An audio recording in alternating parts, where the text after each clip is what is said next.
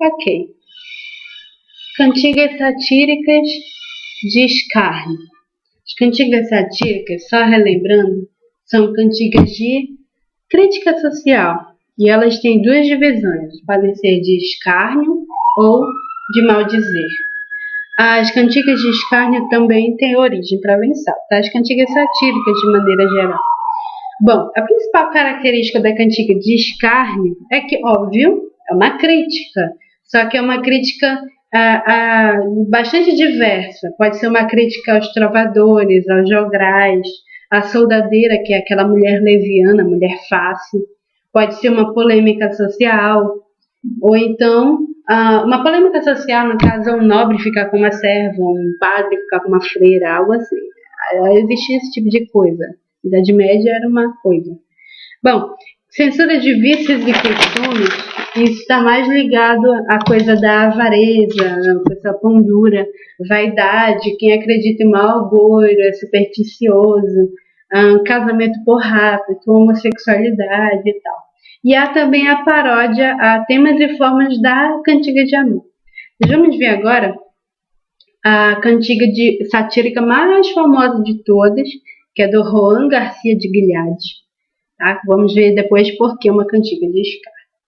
Ai, dona feia, foste vos queixar que vos nunca louve meu trobar, mas ora quero fazer um cantar em que vos louvarei toda a vida, e vedes como vos quero louvar, dona feia, velha sandia. Ai, dona feia, se Deus me perdoe, pois havedes a tão grande coração que vos eu loe, em esta razão vos quero já loar toda a vida, e vedes qual será a loação, dona feia, velha sandia. Dona feia, nunca vos eu louvei em meu trovar, pero muito trovei, mas ora já um bom cantar farei, em que vos louvarei toda a vida, e direi-vos como vos louvarei, dona feia, velha e louca. Bom, anotem aí. O que mais diferencia uma cantiga de escárnio de uma cantiga de maldizer é que a pessoa que foi satirizada, a pessoa que foi ridicularizada, não tem o seu nome exposto, ela não é identificada. Nessa cantiga, o jogral, o trovador, fala de uma senhora que se queixou que esse trovador nunca louvou ela em cantiga nenhuma e que ela deseja ter uma cantiga para si. Daí o que ele faz? Ele faz uma cantiga para ela louvando. Mas de que forma ele louva? Chamando essa mulher de feia, velha e sandia. Sandia significa louca. Essa é a maneira que ele tem, que ele usa para louvá-la. Bom, mas essa dona feia, velha e louca, em momento algum, o trovador faz alguma referência a quem ela é.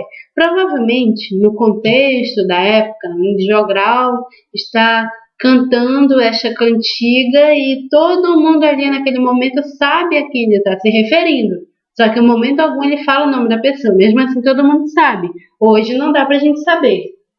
E aquele tratado da arte de trovar, que eu falei para você, ele está incompleto, então não dá para saber muito bem qual é a diferença entre a cantiga de escárnio e maldizer. A questão é que a cantiga de escárnio ela é bem mais suave, ela é bem mais sutil, como esta aqui. Não tem termos obscenos, a linguagem é uma linguagem crítica, mas ridiculariza ali por debaixo dos panos porque a pessoa não é identificada. Diferente da cantiga de maldizer. A cantiga de maldizer já são críticas duras, críticas diretas. A pessoa que é satirizada é identificada, tem o seu nome ou nome de um parente muito próximo exposto.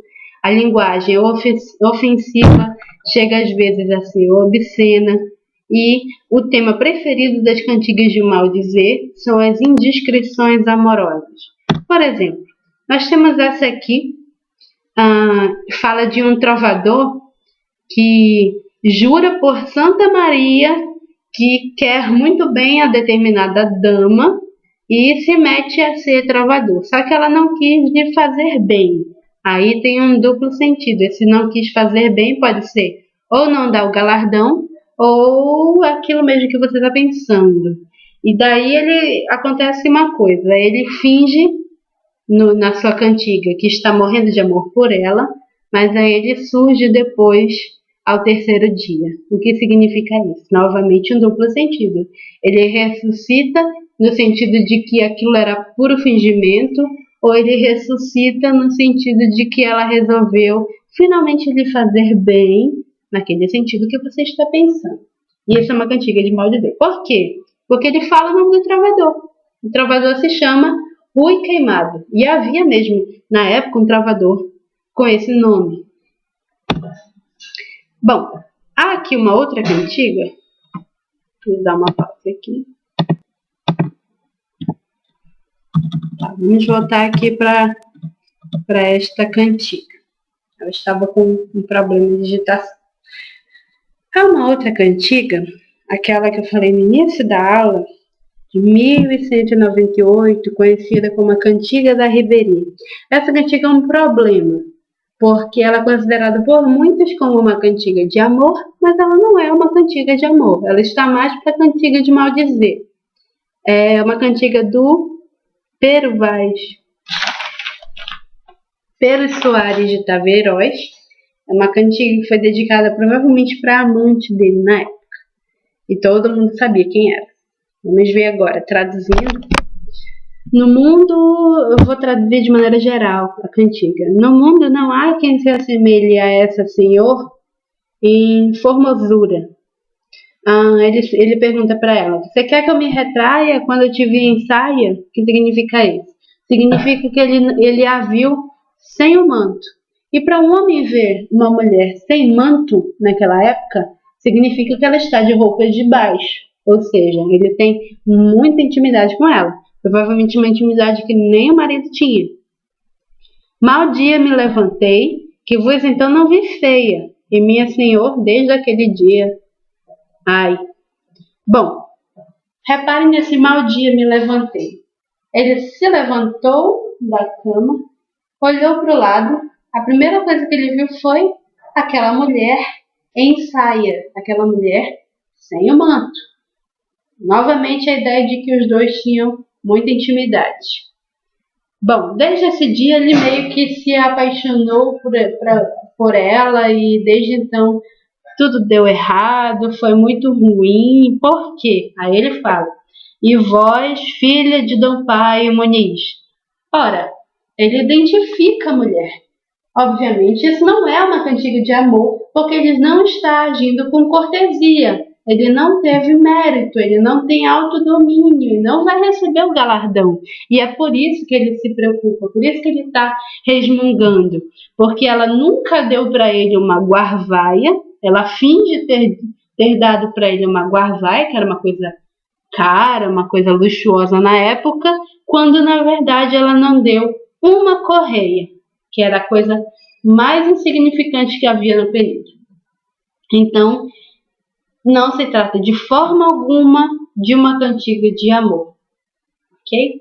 Está mais para uma cantiga satírica. E quem é a filha de Dom Paio Muniz? Havia um cara chamado Paio Muniz que era cunhado do rei de Portugal na época. Esse rei era Dom Sancho I, casado com Maria Ribeiro, que tinha o apelido de Ribeirinha.